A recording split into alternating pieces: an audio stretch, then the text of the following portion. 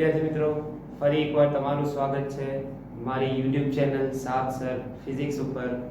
જેમ કે તમે જાણો છો કે આપણે આ ચેનલ ઉપર HC વર્મા કન્સેપ્ટ્સ ઓફ ફિઝિક્સના ગુજરાતીમાં ટ્રાન્સલેશનના સોલ્યુશન સ્ટાર્ટ કરેલ છે। તો ગઈ વખતે આપણે પ્રશ્ન નંબર 20 પૂરો કર્યો હતો।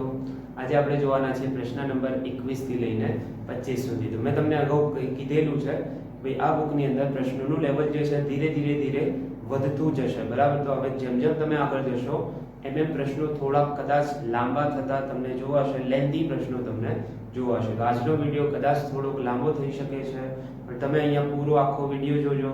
કંઈ બી પોઈન્ટ ના સમજાય તો તમે કોમેન્ટ કરી શકો છો, બરાબર।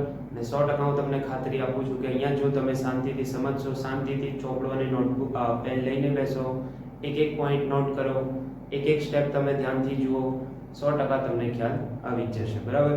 તો આપણે આજે જોવાના છે પ્રશ્ન નંબર 21 થી લઈને 25 સુધી HC Verma concepts of physics, જેની અંદર યુનિટ 1 ની એક્સરસાઇઝના પ્રશ્ન નંબર 21 ની શરૂઆત કરીએ છીએ, બરાબર। તો જો તમે અગાઉના 20 પ્રશ્નોના લેક્ચર ના જોયા હોય, જેને મેં લગભગ 3 વિડીયોમાં ડિવાઈડ કરેલા છે, પહેલા વિડીયોમાં 10 પ્રશ્નો હશે, પછી 5 અને પછી 5, બરાબર। તો જો તમે ના જોયા હોય તો પહેલા જઈને એને જોઈ લો, પછી તમે આને જોવાની શરૂઆત કરજો, બરાબર। કેમ કે એમાં એવું થશે કે અહીંયા પ્રશ્નો ધીરે લેવલ વધતું જશે, તો જો તમે વચ્ચેથી જોવાનું સ્ટાર્ટ કરશો તો અમુક કન્સેપ્ટ તમારા મિસ થઈ જશે, બરાબર।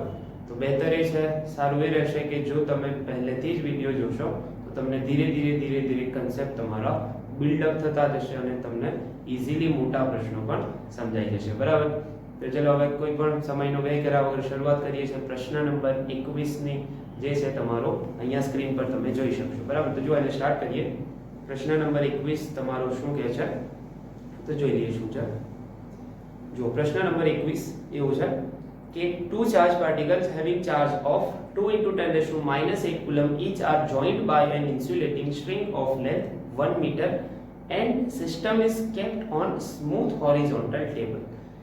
બે વિદ્યુત ભારો કે જેમના મૂલ્યો 2 × 10⁻⁸ કુલમ છે, એમને એક અવાહક દોરી વડે જોડેલ છે। ઇન્સ્યુલેટિંગ મીડિયમ ઇન્સ્યુલેટર વડે અવાહક દોરી વડે જોડેલ છે। તેમના વચ્ચેનું અંતર એટલે કે દોરીની લંબાઈ જે છે 1 મીટર છે। The system is kept on the smooth horizontal table, find the tension in string। જો પ્રશ્ન બિલકુલ ઈઝી છે, તમને કીધું ભાઈ એક ટેબલ છે, સ્મૂથ ટેબલ। હવે સ્મૂથ ટેબલ નો મતલબ એમ થાય છે કે ભાઈ ઘર્ષણ 0, ઘર્ષણ કેટલું છે 0 લાગશે, બરાબર। બે વિદ્યુત ભારો છે, બરાબર, બે વિદ્યુત ભારો અથવા બોલ લઈ લો, જે બી લઈ લો, પાર્ટિકલ કીધું છે 2 × 10⁻⁸। આનો પણ વિદ્યુત ભાર q છે, આ પણ q છે, જેની કિંમત છે તમારી 2 × 10⁻⁸ કુલમ, બરાબર। બંને ધન છે। પ્રશ્ન એવું કીધું છે કે ભાઈ બંનેને એક દોરી વડે જોડે છે 1 મીટર લંબાઈની દોરી તમને જોડીને આપી છે 1 મીટર, દોરીની લંબાઈ કેટલી છે 1 મીટર। તમને કીધું છે આ દોરીમાં ઉદ્ભવતો તણાવ શોધો। જો તમને 11 માના થોડા કન્સેપ્ટ અહીંયા ખ્યાલ હોવો જોઈએ, તો ત્યાં આપો, અહીંયા તમને ખબર છે આ બંને ધન છે, બરાબર। બંને એકબીજા ઉપર કયું બળ લગાડશે, એટલે કે આ તો તમે અહીંયા ભણી ચૂક્યા છો કે કયું લગાડશે, અપાકર્ષ। પહેલો જ એટલું બીજા પર લગાડશે, બીજો જ એટલું પહેલા ઉપર લગાડશે, બરાબર। હવે આના લીધે દોરી ખેંચાશે, તમારી આમ શું થશે, દોરી તમારી ખેંચાશે તો દોરીની અંદર શું ઉદ્ભવશે, તણાવ ઉદ્ભવશે। શું ઉદ્ભવશે, તણાવ।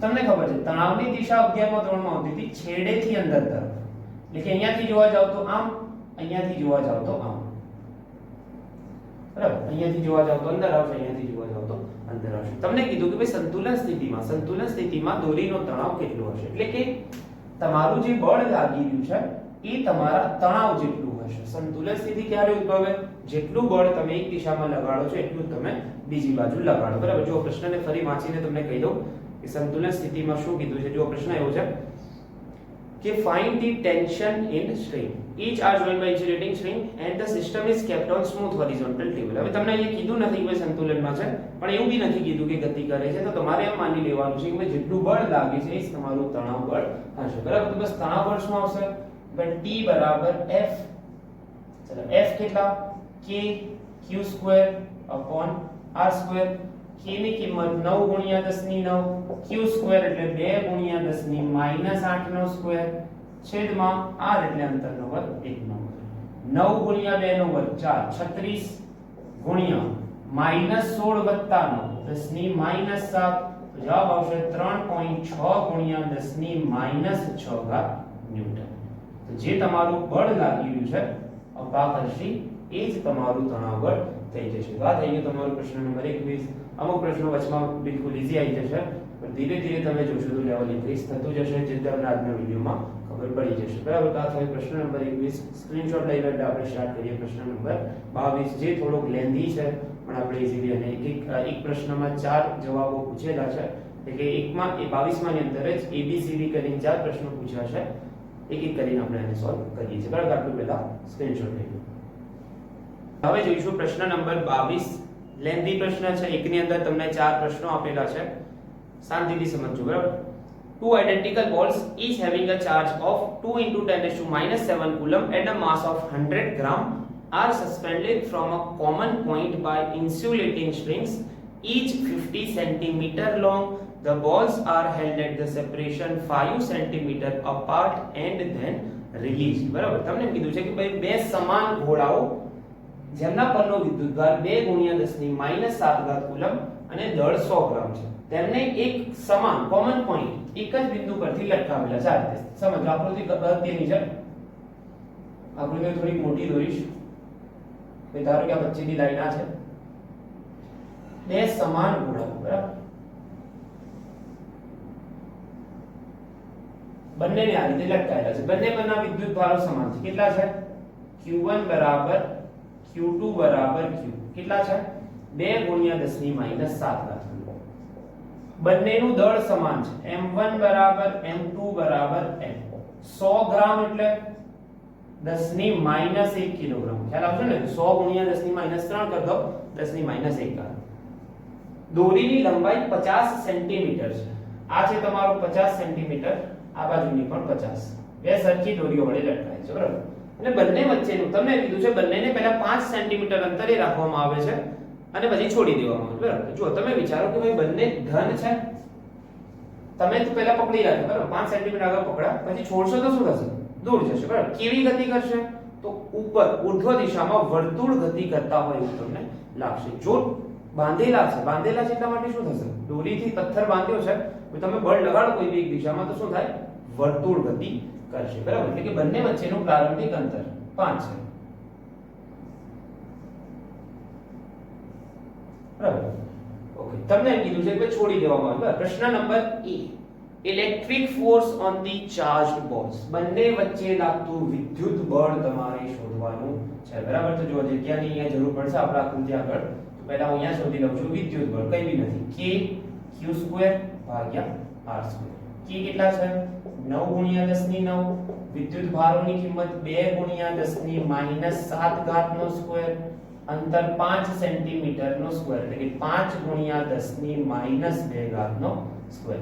તો ફટાફટ આને કરી લઈએ ઝડપથી. જુઓ 9 4 36 ગુણ્યા -14 વત્તા 9 10 ની -5 છેદમાં 25 ગુણ્યા 10 ની -4 -4 ની ઉપર લાઈન એટલે થઈ જાય +36 ભાગ્યા 25. હવે આની અંદર જુઓ જે ઈઝીલી ગણતરી થતી હશે એક્ઝામમાં પૂછાયેલી ગણતરી આવી ગઈ છે. એટલી બધી લેન્ધી ગણતરી પૂછાતી નથી. બરાબર. હવે તમે શું કરી શકો? 4 4 વડે ગુણી શકો ઉપર નીચે અથવા તો તમે 36 ભાગ્યા 25 ડાયરેક્ટ જ કરી નાખો. તો 36 ભાગ્યા 25 1.44 ગુણ્યા 10 ની -1 તો જવાબ આવશે તમારો 0.144 ન્યૂટન. પહેલા પ્રશ્નનો જવાબ આવી ગયો. પ્રશ્ન નંબર A નો જવાબ જે છે 0.144 ન્યૂટન. પ્રશ્ન ઈઝી હતો. બરાબર. કે બંને વચ્ચે લાગતું બળ વિદ્યુત ભારો આપી દીધા છે અંતર આપ્યું છે. બરાબર. હવે પ્રશ્ન 2 જુઓ. The component of the resultant force on it along and the perpendicular to the string. આ વિદ્યુત ભારો પર પરિણામી બળના ઘટકો દોરીને સમાંતર એટલે કે દોરીની દિશામાં અને દોરીને લંબ એટલે કે સમજી લો. પહેલા તો ચલો કોઈ બી એક પર શોધીશું એક બીજા પર આવશે. ચલો આપણે આની પર શોધીએ. પહેલા તો વિદ્યુત બળ લાગે છે બરાબર F. ઓકે. તમે જેવો એને છોડશો તો શું થશે? આ રીતે જવાની ટ્રાય કરશે. બરાબર. ચલો એનું પરિણામી બળ. ચલો પરિણામી માટે આપણે જેટલા બી બળો લાગે છે બધા લખી નાખીએ. mg અને આ લાગે છે તણાવ બળ T. બરાબર. તમને એમ કીધું છે કે ભાઈ આની ઉપર લાગતા પરિણામી બળના ઘટકો ક્યાં દોરીને સમાંતર એટલે કે આ દિશામાં અને દોરીને લંબ એટલે કે આ દિશામાં.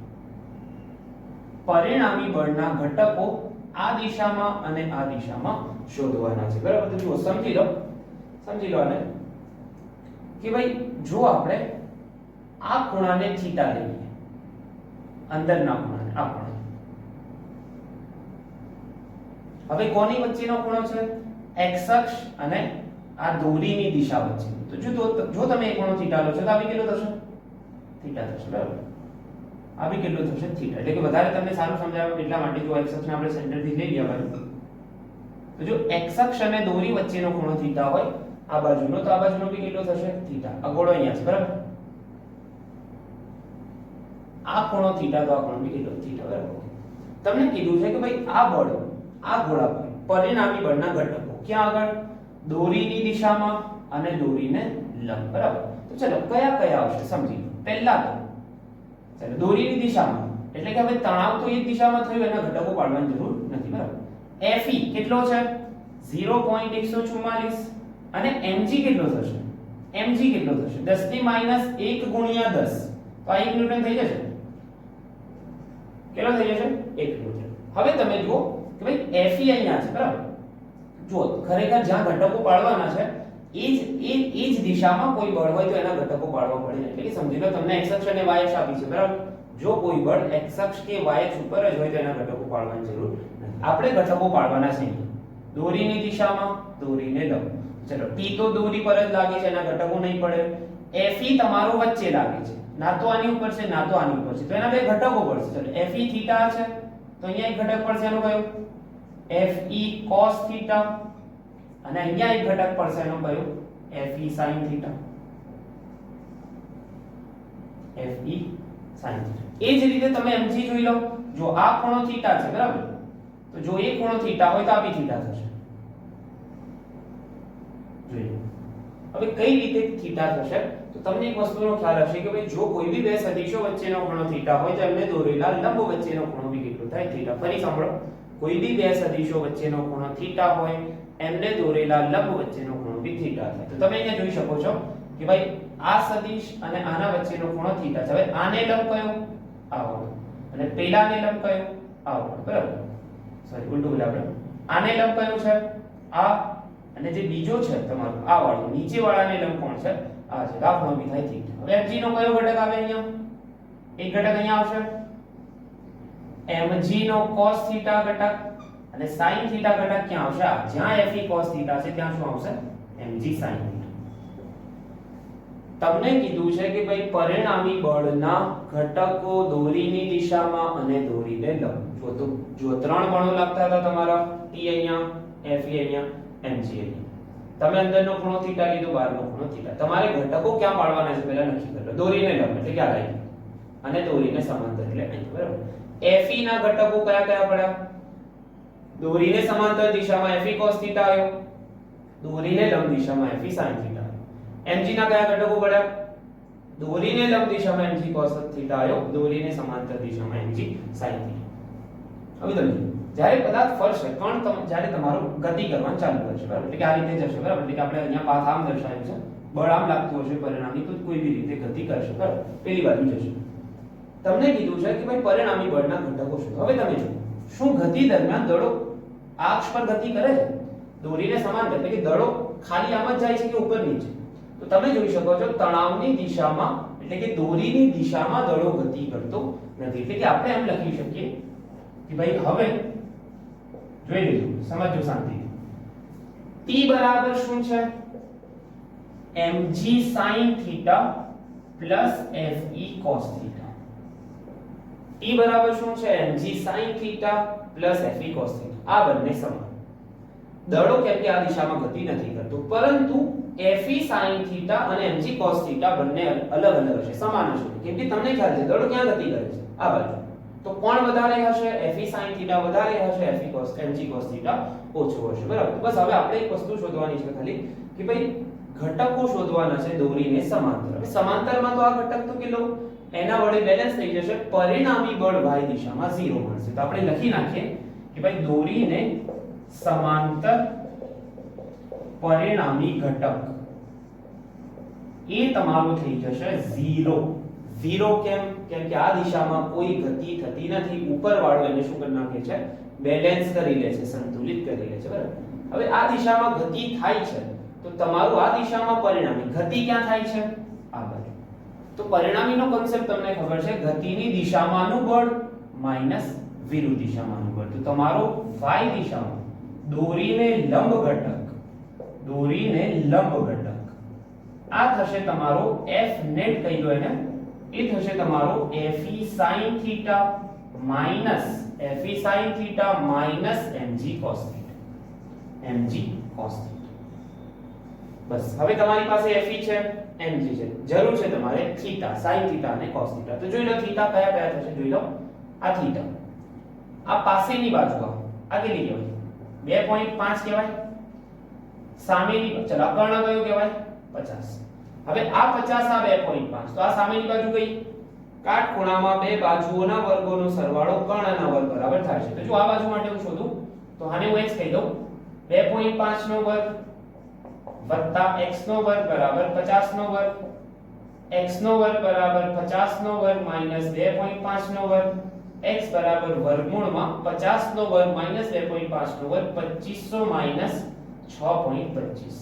ચાલો એની કિંમત આપણે શોધીને લખી નાખીએ. 2500 માઈનસ 6.25 કેટલા થાય છે? 2500 માઈનસ 6.25 એટલે કે 2493.75 એનું વર્ગમૂળ શોધવાનું છે. વર્ગમૂળમાં 2493.75 49.93 લગભગ 50 જેટલો થાય. 2500 નો વર્ગમૂળ કેટલું થાય? 50. થોડોક જ ઓછો છે એના કરતા. 49.93 એટલે ખ્યાલ કેટલો થાય છે? 49.93. બરાબર. ચલો હવે કિંમત મૂકી. fe કેટલા? 0.144. sin θ સામેની બાજુ ભાગ્યા કર્ણ 49.93 ભાગ્યા 50 માઈનસ mg છે તમારા 1 ન્યૂટન, cos θ એટલે પાસેની બાજુ 2.5 ભાગ્યા 50. 2.5 ભાગ્યા 50. તો ચલો કર્ણ की કિંમત મૂકી દઈએ, બાદબાકી કર્ણ की ની. તો જો શું થશે?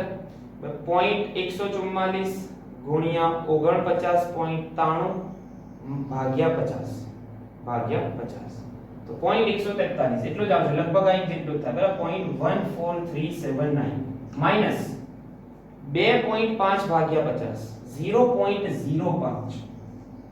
0.05. તો કરીએ આપણે બાદબાકી. 0.14379 માઈનસ 0.05 તો જવાબ આવે છે 0.09379.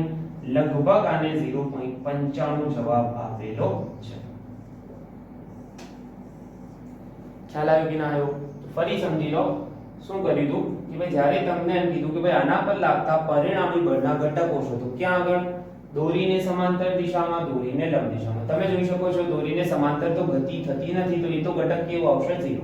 લંબ ગતિ થાય છે. હવે લંબ ગતિ થાય તો જેટલા બી બળો લાગે છે એના લંબ દિશામાંના ઘટકો લેવા પડે. તો t ના ઘટક પાડવાની જરૂર નથી. ક્યાં છે? દોરીને સમાંતર. fe ના ઘટક અહીંયા fe cos θ, fe sin θ. mg ના ઘટક mg cos θ, mg sin θ. ખૂણો મેં તમને સમજાવી દીધો. બરાબર. એનો મતલબ દોરીને લંબ બળો લાગે છે fe sin θ અને mg cos θ. હવે તમને ખ્યાલ છે ગતિ પેલી બાજુ થાય છે તો પરિણામી બળ બરાબર આ વધારે થશે, આ ઓછું હશે. fe sin θ minus mg cos θ. તો તમારો જવાબ આવે છે લગભગ 0.095. કેટલો આવે છે? 0.095 ન્યૂટન. તો આ થઈ ગયો તમારો જવાબ. બરાબર. તો બસ શાંતિથી આને સમજજો. કોઈ બી પ્રશ્ન હોય તો તમે મને પૂછી શકો છો. પ્રશ્ન નંબર બી નો જવાબ થઈ ગયો. બરાબર. તો આનો સ્ક્રીનશોટ લઈ લો, શાંતિથી એને જાતે લખી લો.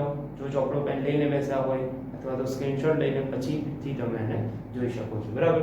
ઓકે. તો હવે આ પ્રશ્ન નંબર સી નો જવાબ લાવીએ છે અને જોઈ લો. ચાલો હવે પ્રશ્ન નંબર સી એમાં શું છે? The tension in the string.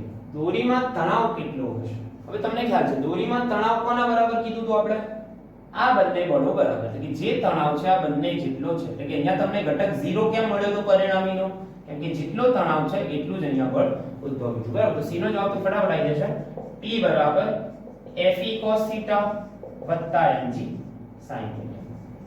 Fe ની કિંમત છે 0.144, અહીંયા તમે જોઈ શકો છો આપણે શોધેલી છે. cos થીટા અહીંયાથી મૂકો, પાસેની બાજુ ભાગ્યા કર્ણ 2.5 ભાગ્યા 50 વત્તા mg, mg 1 છે, sin થીટા એટલે સામેની બાજુ ભાગ્યા કર્ણ 49.93 ભાગ્યા 50. ચલો આને કરી લઈએ, કેટલો આવે છે જોઈએ. તો આ થશે તમારો 0.144 ગુણ્યા 2.5 ભાગ્યા 50, 0.0072 વત્તા લગભગ પેલો એક પોઈન્ટ થશે 1 ગુણ્યા 49.93 ભાગ્યા 50, 0.9986 વત્તા 0.0072. જવાબ આવે તમારો 1.0058.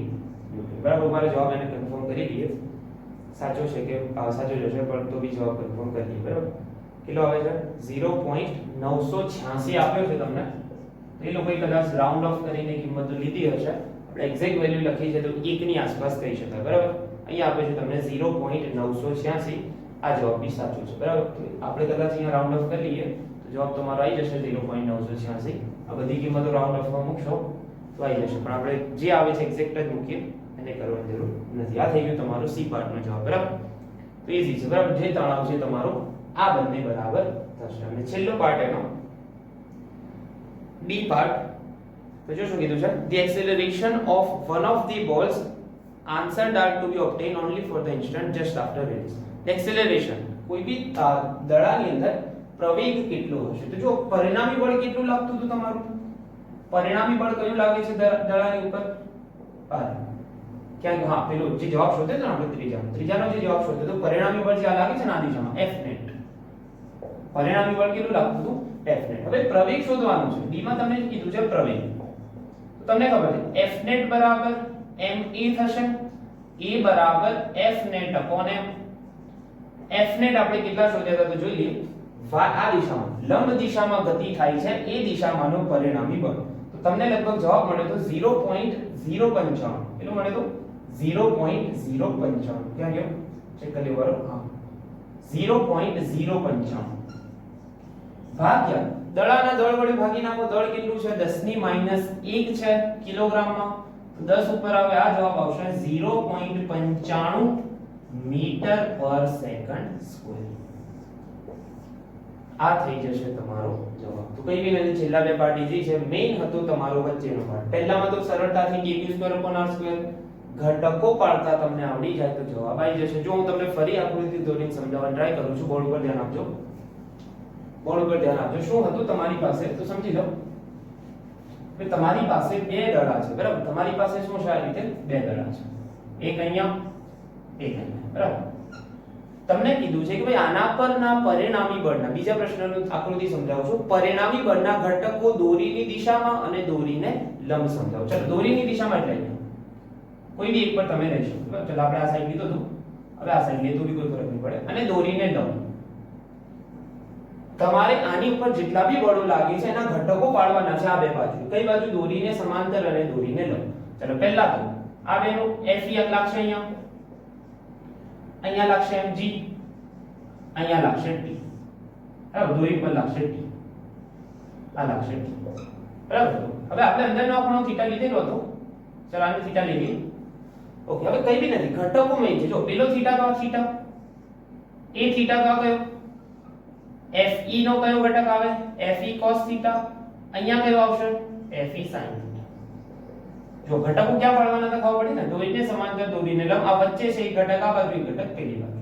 હવે mg માટે બી આ ખૂણો થીટા થાય છે.